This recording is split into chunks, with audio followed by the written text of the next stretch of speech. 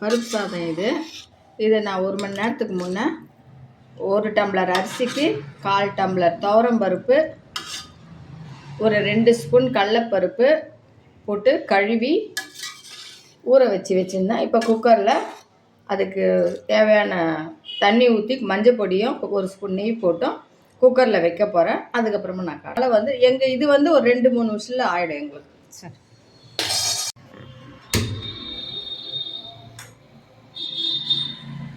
இது பருப்பு சாதத்துக்கு தேவையான காய்கறிங்க. நம்ம என்ன காய் இருக்குதோ அதை போட்டுக்கலாம். நான் இப்போ கத்திரிக்காய், அவரைக்காய் கொஞ்சம், ஒரு பீட்ரூட் சின்னதாக 1, கொஞ்சோண்டு கோஸு, கேரட்டு 2 போட்டு வச்சுருக்கேன். இதுக்கு நம்ம குழம்பு மிளகாத்தூள், புதினா, கொத்தமல்லி இதெல்லாம் என்ன இருக்கோ போட்டுக்கலாம். இதுக்கு குழம்பு மிளகாத்தூள் போட்டிருக்கோம். குழம்பு மிளகாத்தூள் நமக்கு காரத்துக்கு தேவையான அளவு போட்டுக்கலாம்.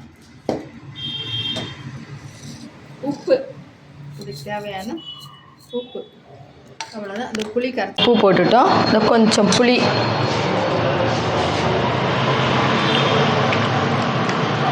எவ்வளோ அளவுக்கு புளி சும்மா ஒரு சின்ன நெல்லிக்காய் அளவு போட்டால் போதும். கொஞ்சம் போட்டால் போதும், நிறைய தேவையில்லை.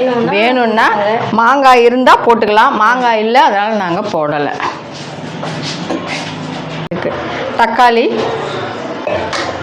இதை பாருங்கள், தக்காளி, வெங்காயம், ஒரு 4 தக்காளி, ஒரு 2 வெங்காயத்தை கட் பண்ணி வச்சுருக்கேன், அதையும் போட்டு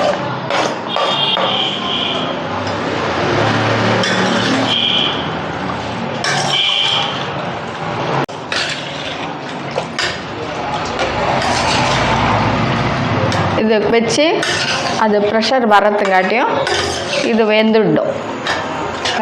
காய்கள்லாம் நல்லா வெந்துடணும். வெந்துடுச்சுன்னா அதை கொட்டி கலந்து தாளித்து கொட்டினோம்னா வேலை ஆச்சு. இது பருப்பு சாதம் தாளிக்கிறதுக்கு எண்ணெய் ஊற்றிட்டு, எண்ணெய் கொஞ்சம் காஞ்சதும் கொஞ்சம் கடுகு, கொஞ்சம் பெருங்காயம், ஒரு 2 முந்திரி,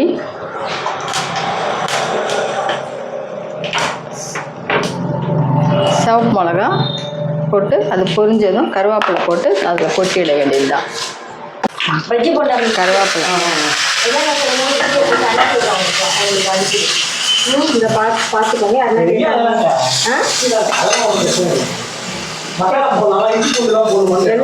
எடுக்கிறது